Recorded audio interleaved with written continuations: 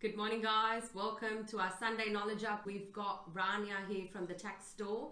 And the topic that we'll be discussing today is how to effectively hold an investment property and what type of structure we should be considering. So this is not advice, it's just some knowledge in terms of how you can hold those investment properties in what type of structure. So Rania, do you want to give us a little bit of insight on that? Yes. Investors who are having investment property can have a property under their individual name, Yes. under partnership, under company, under SMSF, or under a trust.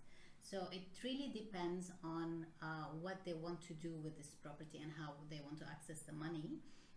Then we advise them on what's the best structure. So for example, there are a few considerations that we take into account when advising the client about the structure. If their priority is to have asset protection, then there are a few options that are available for them. Yep. If the investment income wants to be accessed frequently, then they cannot really consider SMSF Yes. anymore. Yes. If they want to have some succession planning, probably trust would be a good option. And if they want to sell it in the near future, there will be capital gain implications.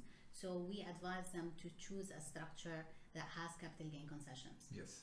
Yeah. So it really, we have an overview of the overall strategy, investment property strategy of the client, and then we decide accordingly which structure suits them best. We do have a lot of questions from a lot of our clients talking about trusts. Rania and her business know a lot about that type of setup.